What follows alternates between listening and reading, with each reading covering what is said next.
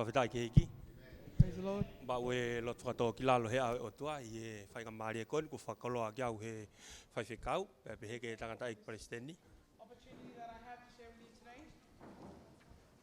Ke wahe wholofola mo ki tau tolu he houa koni. You're ready to share the word today. Bea whambe ke u whakakato ati ki pui tu a koen whelawe i ba mo e taritari na whai he whaiwhekau ma ki tau tolu he bongbong ni. Just want to share a little bit more about what Pastor shared about this morning.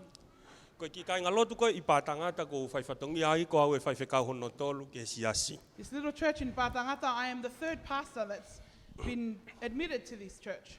Ko e kamataanga i siasi ko e nina e kamata hei kau whewhine me he siasi tonga na nauha o nofo i asione langi I Australian. So this church started off with a lot of women that came from the Free Church of Tonga, from Sionelangi's church. Ko na to start hao ki nau Patangata. tolu ko e whenga ki he ngā ue honau ki I siasi. So they all came together for the work of their own church. Pe ko taimina nau whanonga I ke whainga tō ngā lotu tau whai ai hu mo e whakawhetai pia pehe ki e whonu e lau maari maoni oni. And the times that they experience the praise and worship that we do for God, Pea nau whoki ki tonga pe mo e tō oa he whainga loto ko ia, pea nau whakakau ke nau kamata ha whainga lotu pe e whakawhiawhia pea tau ataina ai mea kwhai he eiki. so when they returned to Tonga, these women decided to set up this church in Patangata. Ko ia nau kau whakataha ki nau tolu pea mo e whaiwhekau e siasi, he muun ke kamata ngā ue I pātangata. So they sat together with the pastor of this church and started the work. Ke whanau e ki tala loto koeni, Surely, koe Palestini, mo si toenga kai ngā lotu, mo tu angi e siasi. Ko ki nau tona nau langa e whare lotu, nau teu I mea kotoa, pia mo e toko taha I he kai ngā lotu, ka kua mamau atu, asi I taka atu ko ia nane wari, ato e whare lotu, mo si kai ngā kotoa be me Australia. so it's our president today that was the person and the rest of the church that supported them in building this church in Patangata and also being able to paint the roof and everything else. Pea Get them ko started. maulau kau he ahoni, he mea whai he eiki he kai ngā lotu. And we stand thankful today for what God is doing in the people's lives in Patangata. Pea kui kai ko hatala laku, ai mea te utala ke teki mo tolu. And this is not just me sharing today, Ai mea whai he eiki. but I'm amazed at what God is doing in their lives. Ko taimina e ui ai au ke walu ki ai. When I got called to, and allocated to this church, Ko raki tokon whaiwhekau, ko ia whaiwhekau siasi sopu he taimini. my assistant pastor at that time, he's now in Sopel serving there. Ko tokon whaiwhekau hono ua ko ia whaiwhekau ino apapu he taimini. My second assistant pastor is now serving at another church in Tonga. Ko tokon whaiwhekau hono tolu ko ia whaiwhekau I And haatua now my taimini. third assistant pastor is now in the church in Hato. Pea koe taimini ko hinga ia ko ia whanua koeni. Mahara pe ulawe I toko lahi, pea ko whaampe ke mai whainga maari, ko whamore more, na ku kaile lei ki whai toko naki, na kulawa mai moia. And Koe today, wana ke I'm whakatau here e ko today. le kere. I want to apologize way ahead to all of you if you guys have received the food that I came with from Tonga. I he whaitu kondo kui ko tofua, ke kamata e ngā Particular koe. area in Tonga called Tofoa, where I started the work. Pea ki mua si ai, ne whotu pia me ngā koe taha I toko mololo, pia I toko taha ko whaiwhekau wa inga te ue taimini. A little before that, I also started Tongomololo, another little area of church in Tonga. Ulawe e taha kotoa pe ko hangea pātangata ha kolo sio lalo kia e taha kotoa. So if you don't already know that Patangata is one of the little cities in Tonga that everybody frowns upon or looks down Ka at. kuau, pia moe ku wakai. Koe But for kolo me- ni ku hanga hei ki o whekau I mea I kau tangata. And Ke my arohe desire, ngā this is where God calls me to be able to do His work. Pea ka bauna ke sio I pātangata fuoloa. And if you've ever visited Patangata before, Whawhi ko ke sio I pātangata fuo he ahoni. I encourage you to come now and visit Patangata and see it. Te ke kamata pehe tunga vewe ko pākai a tonga he ahoni. So this used to be where they dump rubbish back in the day in Tonga. Pea ka whawhi ko ke wakai ke whotunga fuo o e apsiasi. But today I encourage you all to visit us in Tonga because it's very different, the lifestyle that we have now. Pea ko ia kutala loto ki tiki mou tolu. So this is me encouraging you all. Malawa pe ke whai he eiki, ha mea. God is very capable of doing things. Tatau ai pe pu whea whainga wheitu o kuke ia. Doesn't matter where you are, Pau te ke ako ke whalala ki he otua. but if you learn to trust Christ, Kai He'll be able to lead you. Ko ia whakamalo ki ka mataanga ngā we. Ko e māma takiloa ko ia ne whanau ia pe me Australia. Therefore, I want to thank you all because we wouldn't have been able to start our church. Ko māmangi ai ngā hikolo, It's very important māmangi ai mo ngā hitu kui motu. that this little town is able to see the light. Heki Your ia help. kalofiama Nai toange pe me the Australia. little support that you guys had given. He kau whiwhine na nau awe he mea For whai he women otua. that had a vision and a desire to really fulfill what Christ had for their life. Pea tuke ai eki pe langi lagi. And may God be glorified in that. Wha malo foki he whai whekau, pe heke tangata i I want to parestedi. thank the pastor and also the president Ko whainga maari e o mai pia maako he hoa for koen. this opportunity that I have for you today. Ke wahe wholofola mo ki tau tō. Share the word of God. Pea kai ke tō whakaloloa. I'm not going to, with no further ado, Ka taka ke whakai ke tō se mi si waha no ula ki veso na ngofulu mahi wa ki hono whakosio e wahe. if you have a look at the book of James, chapter 1, verse 1 to 10, Veso na ngofulu mahi wa Oh, ke verse veso no wa 19 fitu. to 27, sorry. Ko kore pe mua ke whalonga au lau pe wholofola ma tau tōlu i hoa koe di. Mau i he pēsi wangi au ni ma fitu he whakawafo ou. Read with him as he follows. Koia ko hoko kāinga o whina, te whakawawe tangata ko toa pē ke whawhanongo, pe whakatua ki he rea, whakatotoka ki he ita. He kui kai ke whakatupu e mā oni o otua e he ita e tangata. Koia mauri ake uri ko toa pē mohono lahi whau e anga hala kua ta. Pea tāri i he anga waiwai e wholofola kua tō, ai ako mā alohi ke whakamo ui ho maulau mārie. Ka ke whai e ki mautolu ki he wholofola pe au ana ngata i whanongo o mau kāka i a ki mautolu.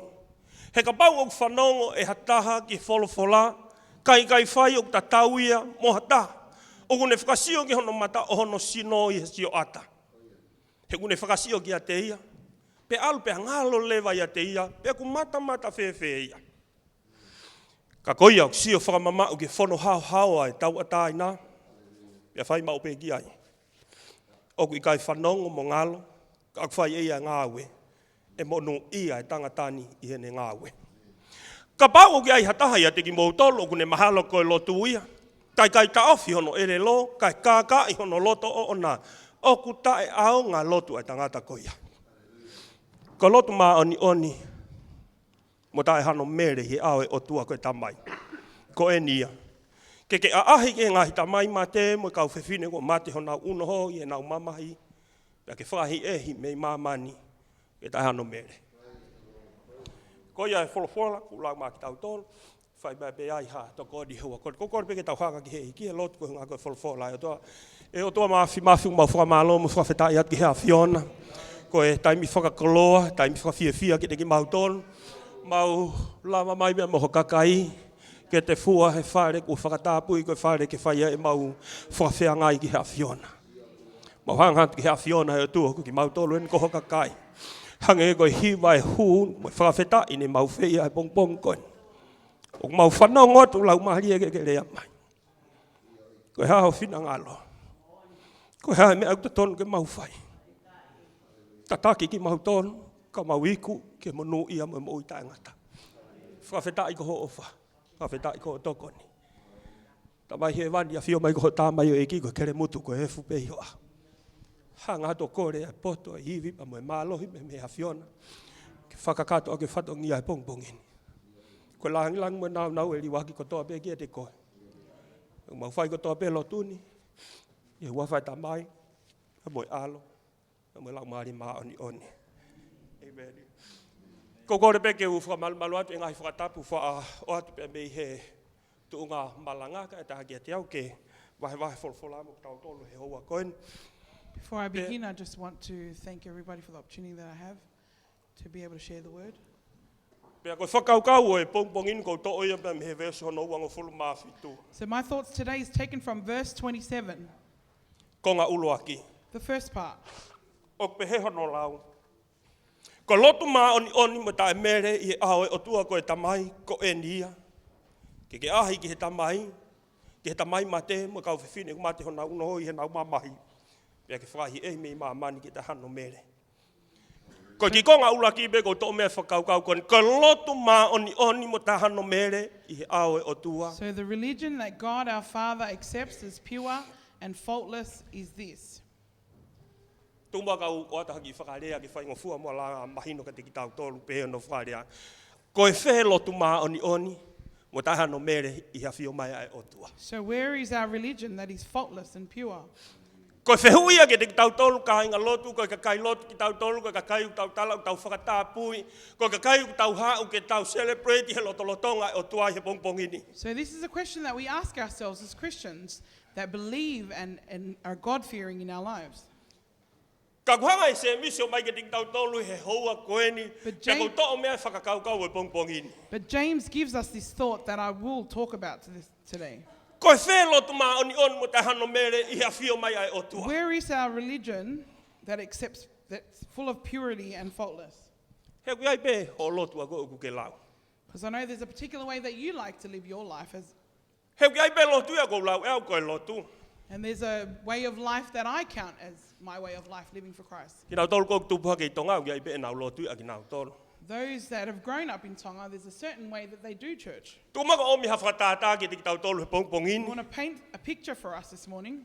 Koe mo uia tala vau tonga ia pia kua koi malohi mea koni kua pau ke he kesi, kua pau ke taawala, kua pau ke te unga mau ke he lotu. So for a young man living in Tonga, he's required to ensure to wear a tie and also Tongan attire to church. Pia ka pau ke te ko ke mau taawala pe ku ke mau he kesi, pia kui ko iau ke vai pe ku ke whakaolomui. And if you don't come in your Tongan attire, they say that you've gone backwards in regards to your life. Koe la uia, ai toko taha u tupu I tonga mo e lotu ke ne whakakaukau. This is the thoughts of a Tongan person that's grown up in Tonga. Ka hilo ki mau tonu ki muri pia mo yanga o e lotu I tau whonua, I whonua So koe. you guys may be very different that have grown up here. Ko whamanatot ke te tau tonu, ne talu pepe me ka mata anga ai hoko ai mea koe ni. I want to remind us that from the beginning, all these things have happened before. A whakakaukau e nihi koe mo e ta whaaki koe lotu e, koe lotu e, koe lotu e. People's different religious beliefs around how church is supposed to be done. Ka tuke maha ki whakatata me wholofola. But let me paint a picture to you from the Bible. Sio ne vahe wha, koe haua si isu ke ngutu vai, pia whiwhine John Samari. chapter 4 is talking about the Samaritan woman. Haua si isu ia ki hai wha uia mo e ne lotu, haua whiwhine Samari a wha ube mo e ne lotu. Jesus had come with his own way of living life, and the woman had come with a different one. Ka kula vei he toko taha ko toa pe tala noa koe ni. And everybody knows this story about the Samaritan woman. Naka mata koe whipo tala noa aki, They started in a conversation, hoko atu ki he kore vai. and then after that, Jesus had asked her for water, Whakao hoko atu ki he tuku whakaholo, and then he continued on to the generations, whakao si mai ki he tala noa lotu. and then finished up in the biblical word. Ko whamanatot ke te ki tau tolu he aha koe ni. I want to remind us today. Talang he whiwhine Samari a ki a si isu. The Samaritan woman told Jesus, Koki mau tolu ia, koki mau tolu koe lotu nai whai he mo unga. for you all back then, the way you practiced religion was on the mountain. Mau tolu tala mai ko Jerusalema, peko tempa reu whai e lotu. Some of you guys that practiced in Jerusalem, in the temples. E talang e si isu. But then Jesus said to her, Ko hoko pe tuuni aho.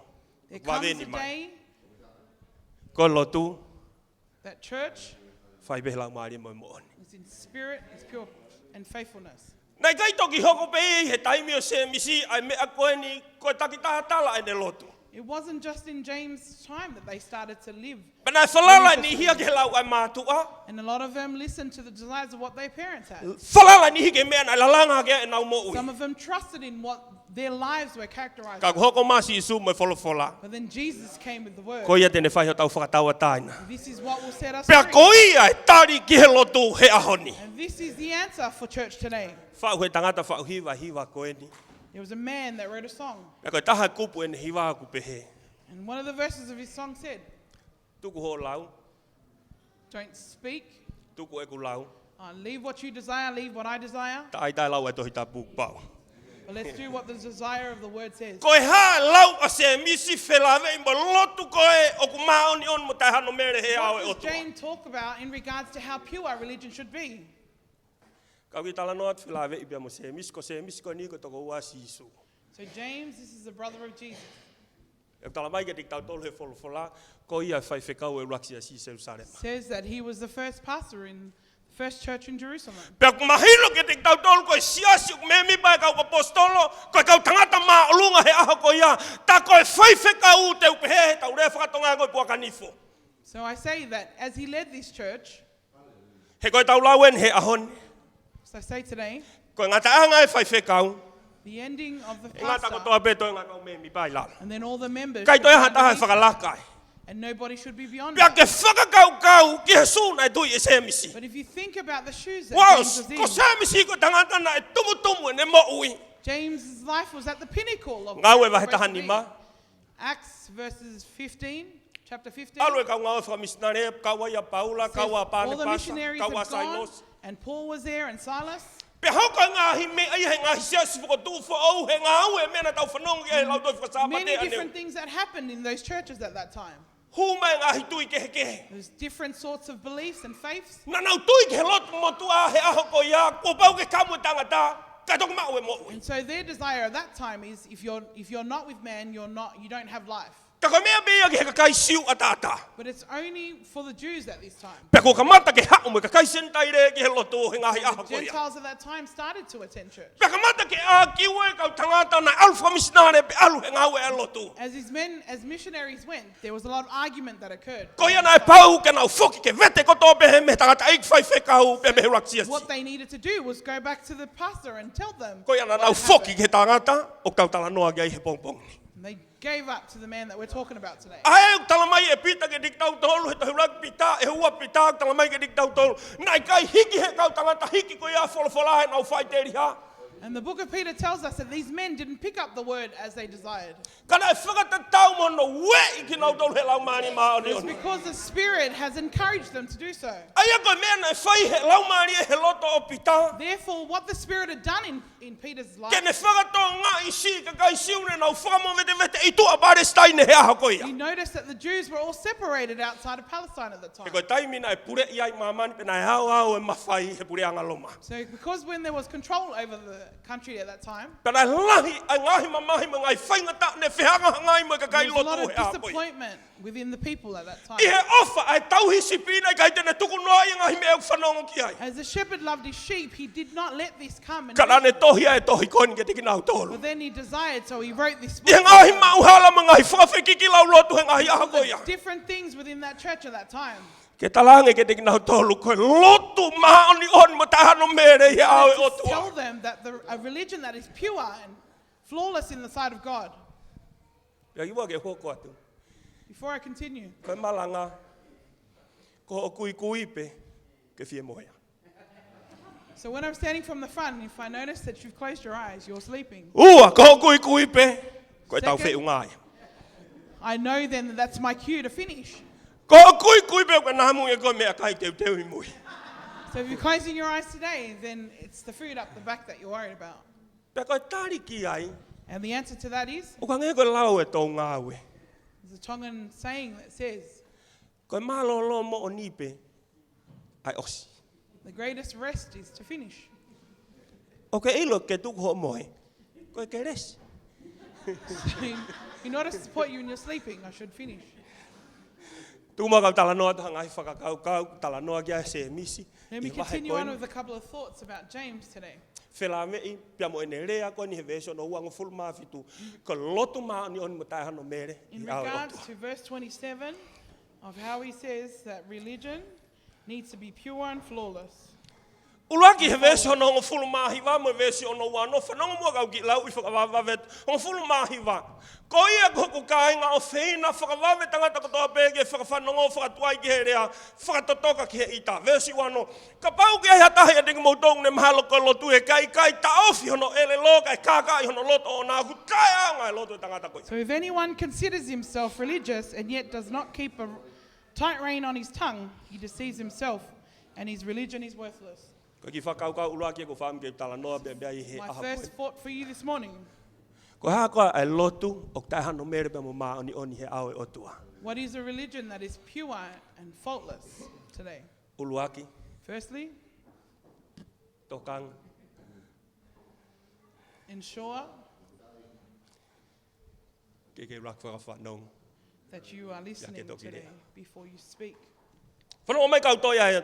Ke whakawawe tangata kotoa pe ki he whakawhanongo. To encourage every person to listen. Kaku ke whaamu ke hoka ho lotu, ka lotu maa oni oni pe tai hano mere i he au e otua. Whakawawe ki he whanongo. If you desire for your life to be faultless and flawless, you need to be quickened to listening. Whakaukau ange ki he ni. Wau tau toko te au he whare koe ni. I want you to think about it if we had 100 of us in the room today.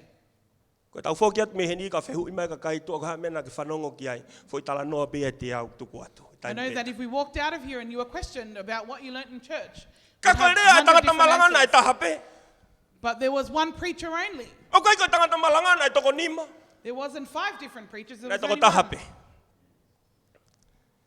O ni hanga tala mai ai a heanga ho o whanongo o ku whai. This is just a reflection of how you all listen in this room. E ka inga ka wha manatu at ke dik tau tolu. Tala mai he mātiu wa he whitu Church, vesa let no me ua remind wha. you today in book of Matthew, chapter 24, Mono ia tangata ku whanongo ke wholo abe a whai ki ai. blessed is the man that listens to the word and desires to Whakatatau go. e ke tangata poto. It is compared to a person who's very knowledgeable, Na langa hano whare he whunga maka. that built his house upon the rock. O mua mau pe whanongo. So it was important, Pea toki whai e ngā firstly, aue. listen, and then the work can be done. Whanongo mai, koe tonu ho whanongo tonu e ngā aue ku ke whai. So when your listening is right, then the work is right. Ka tonu ho whanongo tonu e mea te ke tala. If it's right how you listen, then everything that you tell will be right. Ka ta whamormor pe nā koe ai hata hau koe ke sa ia he malanga koe fu teunga ku tui atu. Apologize today if you don't like what I'm saying because of what I'm wearing.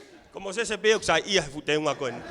It's only Moses that likes this because he used to attend at the school. Ka whamanatu at ke dik tau tolu koe ki tala noa ni me he teunga. I want to remind us today that I want to speak about the uniform. Ko taimi utala atu ai ha mata pure pe ko whaiako ke ke alotala ha whekau. If a teacher tells you to go give a direction to someone, Ko ne peha tu pe ana ki a te koe. he's saying to you, Alotalanga ke toko tahi whare mea ngau ke mai here pelu. go to the person in the kitchen and tell them to give me a knife. Pea ko paurewa ki he tangata whekau ke teu e mea ko toa pe ho alu.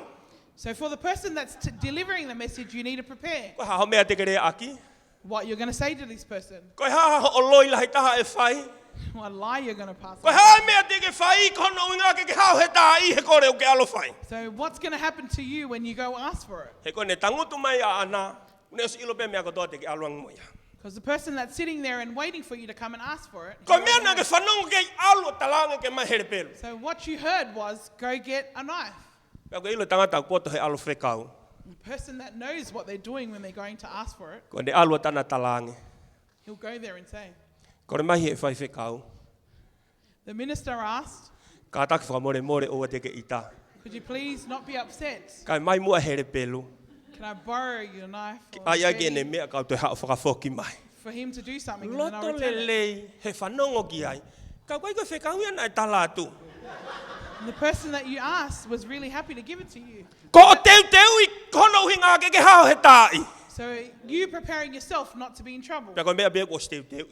Talu me he tau tangata ke tau tangata. And that's just like everything in life. It's been prepared like that. Ka koe ni tala mai e se misi ke dik tau tolu whakawawe tangata ko toa bea ke whanongo. James reminds us this morning, everybody needs to quicken to listen. E koe tonu ho whanongo e tonu ho whekau. Because when you're sure about what you've heard, you're sure enough what you're going to Tonu ho whanongo e tonu e lakau ku ke whai. When you're right about what you hear, you're going to be right in your walk. Te mai ki whakatātāta. I want to show us this picture today.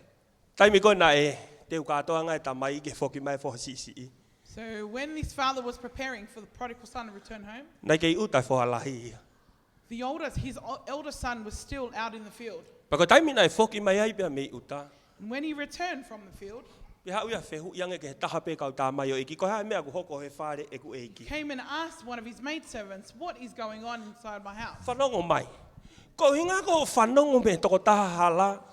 Ko hinga palopare maho loto. When you listen to the wrong person, this is why your heart is very upset around Ko certain ea things here. hoko na e whehu I. The next question that was there, Ko ta mai ko ia kulolotonga I he taloni. the father is at the throne at the moment. Kai whehu ia ke tā mai o eiki.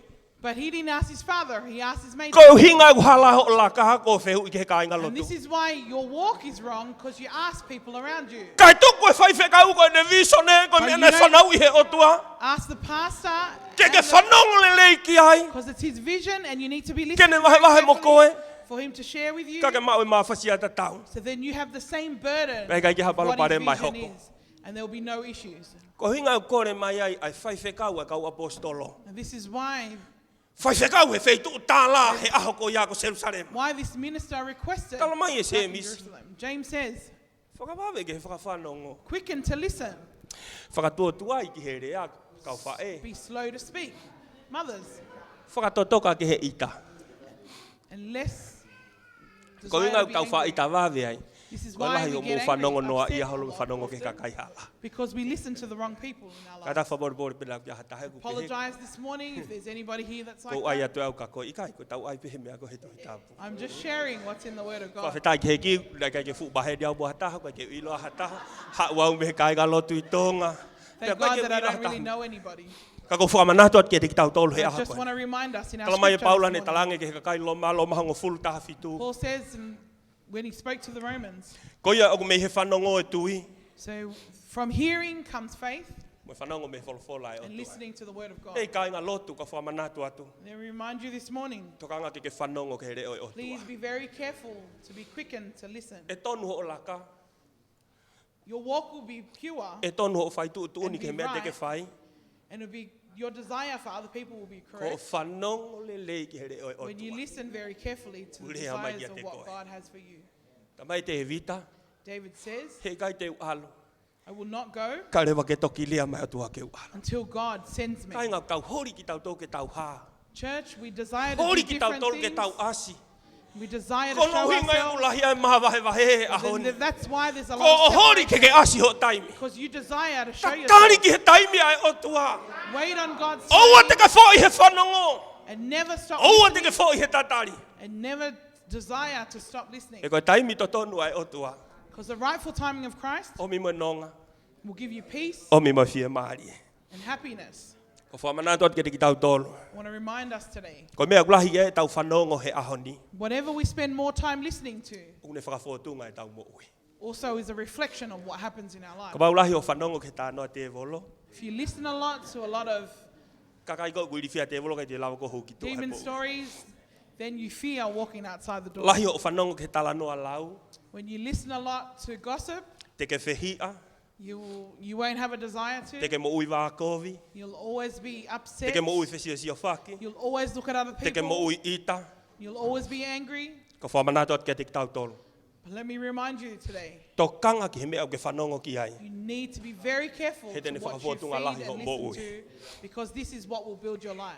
Ko no ua mea ko tānoa ki ai he Second thing I ako. want to talk about today, Veso no wang fulu mātaha. verse 21. Ko ia mo uri ake uri ko toa pēmo no lahi whau whau e angahala. Therefore, get rid of all moral filth Pea tari hanga vai vai ai wholofola kua tō. and the evil that is so prevalent, and humbly accept the word planted in you, Ai au mālohi ke whamouhi mo lang mai. which can save you. Whanongo mai ka whamanatu at ke te tau tolu. Let me Tala mai e remind se you e misi ke te today, tau tolu. James says in his word, Ko lotu maanion mo tai hano mere he awe o tua. a religion that's flawless Ko ri in the ake midst alaha. of God is turning away from sin. Ia ke mea ku uri. Turn away from what God doesn't desire for your life. Tala mai he toke tā ko mea ku maa ko mea te ke mo uilere iai. When you go to the doctor, he desires for what's clean Te and ke sa ia healthy pe ko for ngā you. he mea ku uri ke maa uko ea he tai foti. If you like working with dirty things, He it'll maa wai ki tau tolu he mahaki. cause different diseases in your life. Ko hinga maa wai he mahaki whakalau maari e ki tau tolu ko manako he ngā he mea ku uri. The reason why we become Ka kulea addicted- mai e whai whekau e raksi a siri. Aki e uri mo e hanga ko tope. First Church reminds us we need to let go Kai of ha. all the desires of our past, Tari e wholofola. but accept the word, O ki hei e mālohi ke whamaui ho tau lau maari e. because it has the ability Tene whamaui ko to me helo give to us kovi. life from everything that's Tene happened in the whamaui past. ko me helo to tau whehia. Brings you out of Tene hatred. whamaui ko me masiva. It brings you out Tene whamaui ko me ngai of whainga being tā ia o poor ke whehanga i and mui. every other bad desire in your life. O tahi ki mea maari e tala noa ki ai wholofola whela ve. One thing that the word talks about today, Mau inga ke tau tari e wholofola. how important it is to accept the word. Pea ngau ea ke se mise ki ire a koen. And James uses this particular word. Ne whakatahata e wholofola ki he sio ata. He compares the Bible to a mirror. Ka pau te uwhehu ia tuen tape wanga pe mua ka ke loto lerei ka uwhehu ia. Hiki ni maha nge hatahana ke sio ata. Pongpongin So I want to patoka. ask you this question today. Can you put your hands up if you didn't look at the mirror this morning?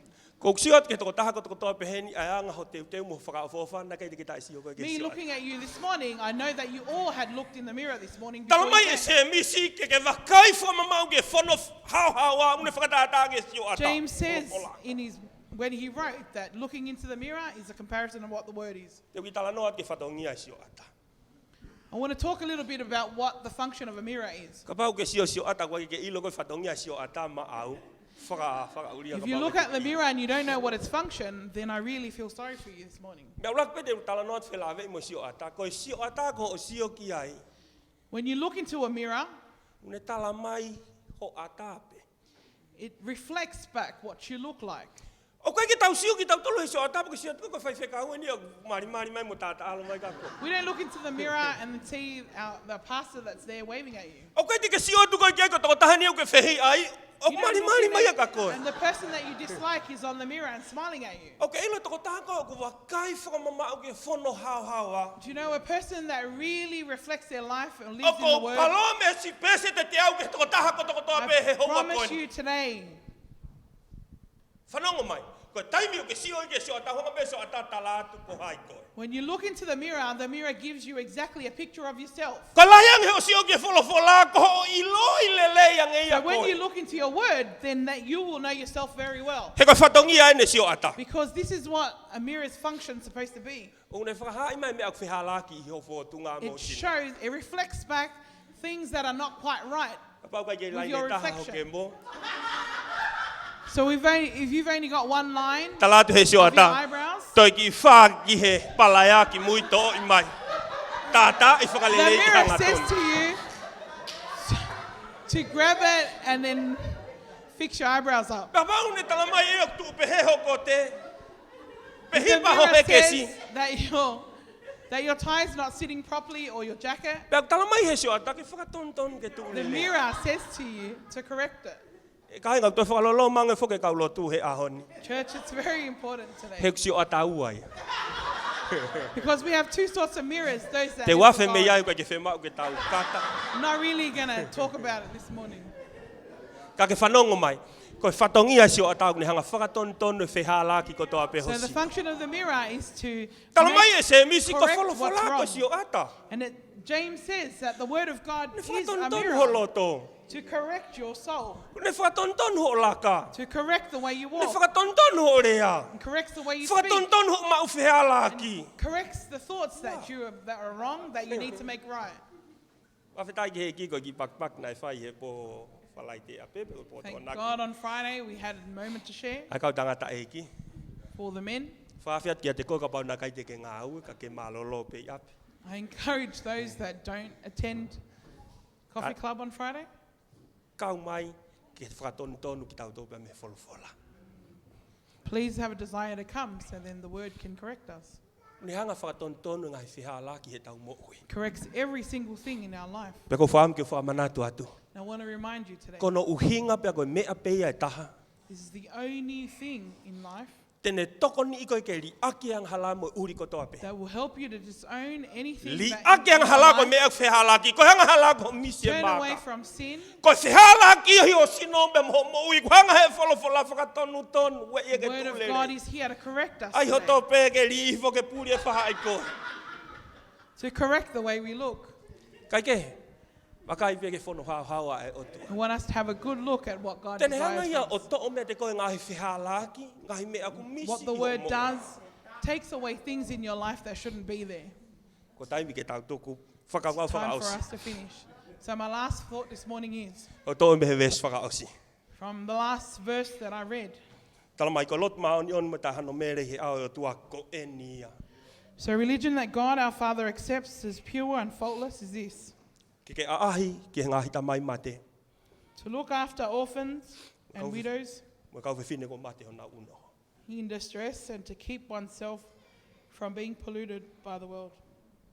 Ko e tala noa si isu he tohi mati ua he ua ngofulmani ma ka mata he ves tolu wha. In the book of Matthew, in verses 34, Tala noa si isu whelawe i pia mo ngata anga mo ui ko e ni. Jesus talks about the ending of life. Tene whakataha mahamani ko toa pe. What's going to happen is it's going to bring the whole world together, Pia wae ua pe. and then half of them. Ka taki kai ngalotu kai ke wahe tolu. Church, he doesn't separate us Wahe into ua quarters. pe. He only separates us into two parts. Tuku loa e wae ke whahai koe. Kai kai So tuku you loa either ke whahai decide to koe. put both your legs in the one place, Kai jaha mea or ka the tuku other. taha ki he. Taha ki he. There's no desire to have one in one place and one in the other. Pea tala mai ke te tau tolu ki nau tolu he ta whaaki to he ma. So those that are of the left-hand side, Whamatala i behe mon manu ne tala noa ki ai. it's a reflection of this animal that he compares us Ta to. whaaki he to o matau. On the right, Whamatala i behe mon manu he ta whaaki ko ia. that animal reflects what kind of person that Pea you ki are. nau tolu he to o matau ko ni whangasipina ne whai e rea ko ni ka tiki nau. So the animal that he compared it to is the sheep. Kumo toke whia anga ho eiki. And those that have behaviors like sheep, you'll go to the, He nā ku whainga tā ia. because I worked really hard. I whare maha ki nā ke ahi mai ki te au. So when I was in hospital, you there visited me. Nā ku hapi pōpula, nā ku So hao when I mai was ki in te au. jail, you were there to visit me. Nā ku whia kaia, So when I was hungry, nā ke whawha. you're there to feed me. Nā ku masiva, When I had nothing, nā ke toko ni i au. you supported me. Wheu iang he kau tangata, eki nā mau wakai ane wheu ku ke pehe. So some men asked him the question, Jesus, why is this happening? Talang e sisu ko o whai ki si ihi fo. And Jesus Oh, fine, says, what yeah. you do to those that are beneath me. Nā ni whai e rea ta You're tau doing ki to ihi me. koe. He said the same thing to these people. Kana nā wiku ki nā tau ke wheituke. And then they ended up somewhere else. Talang e sisu ko, tai whai ki tiki nau tolu ko tai And whai Jesus ki. said, with you not doing it to them, you're doing it exactly to me. Talamai se misi koe lotu, So ma James oni on says ta hano that a mere i prayer ao e o tua. that is faultless and pure Ko e nia. is acceptable in the presence of God. E And whakarea this i is he lau maria se misi. the Spirit spoke to James Kene rea ki si kainga whainga ta ai tu apare stahini ko si kakai and siu ki nau instructed him toa. to speak to these people out in Ne ongo o mou Palestine. fou he whainga ta a. And no matter that you're going through different things in life, Ne ongo lahe palapare mag mou wheku ki even mo though whihanga you ngai mo guys ia. are mixed up in different things, Ka ko whamana tot ke tiki mou tol. but I want to remind you today, Tō hanga peko ke tu he lotu I need o you to kui he otua. concentrate on your prayer that God desires for Ko you. lotu ma oni oni. And that's a Lotu perfect tai hano religion mere. that is faultless Ia whio mai he otua. and pure in the Kai sight au of tau God. whia mau ke tau whakaongo sia musi tau whaifatongia he lotu. Church, I want us to remember Ke ia ano tā it's kua. God's desire to share with others within Ke the ia iha church, monu ia. to be blessed, Kai ngata pe ia te koe. not only for you, Ka koe ave ki hofoa mo o whewhine. but for generations to come, Ka koe ave ke tau tangata hoko i mui ia te koe. E nau monu ia. for them to be blessed. Me ko whamu ke wha mana tot te aha koe. I want to remind you this Ne morning, ngo beu kia i ha o lau whelave i moe lotu. even though you have your own interpretation of Ne what ngo beu religion kia i is, ku lau. even though I have my own, Ne ngo beu kia i lau ho tau ngai sias motu. and even though different churches have their own interpretation. Kai ha mea ke tokanga koe. But there's one thing that I want you to focus on today. Tokanga ke he lau ai otua. Take note of the Word E of ko ia God, toko taha te tau whakamau tuku ki ai. Mea ko tau because tau whai when mo. we all finish from this life, that's going to be the ending. O tua mafi mafi. Mau whamalo mo whawhetai atu ki hea whiona. Koe whainga mahari e koe ni. Nei kai ko hatoki mea bere ni hoko he ngahi aha koe ni. Mea moe aho ne ke hoko mai ai ki mama ni o whai mai ai. Moe ki mu ai a te koe. Ngahi taimina ke he. Au mai ai ke ui koe. A ngahi mau ke he kehe, a ngahi tau tangata, ma moe ngahi kakai, kana iai pe kakai, nā ke whakarea i he kau palo whita. Mo kau tangata ma oni oni he whiona, nā ke whakarea i ake ho lau mari. Ke nau tala mea tu tonu ke tu oi ho kakai. He koe kakai nā ke whakatau ake ho tātā. Kakai nā ke osi osi po ui. Nā ke ri ake langi langi, nā ke ri ake. Nā nau nau nā ke hifo mai. Ko ho whaka amu pe a koe. Ke whaka hao hao ai ki mau tolu mo se mau tae whenua. Ke whaka whoki mo whakalelei ki mau tolu ki he tau ai. Malo mo si isu e ofa. Malo mo e toko. Malo mo ho whalala mai. Kia kau tangata pe he aho koe ni boksi lawe mo e kāinga ko tau e tamai, ai whae, talavou, whine mui, si whanau, e pangai koe. O hanga ke ha whiona ko le ho toko ni. Toko ni mai e o tūho ke whio mai ki si tūku ngang mau i ai. Ka tu pe boha ke mau rea me mo paura. Ke mau mawhao atu pe ki mua. Whakai longa hui maa oni hui maa longa ai a whiona he iko sisu ka maisi. Nia ngau te kai ke mau au ki ai. Te kai ke mau tuu pe mei ai. Ka whai pe viri taki, whai pe mawhao ki mua.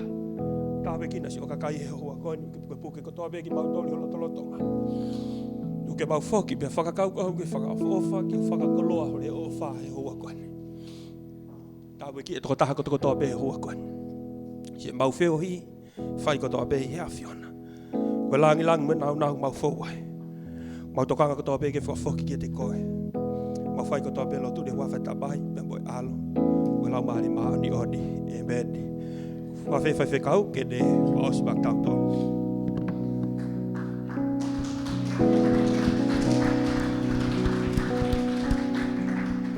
Wheweke mō mea ki o longa.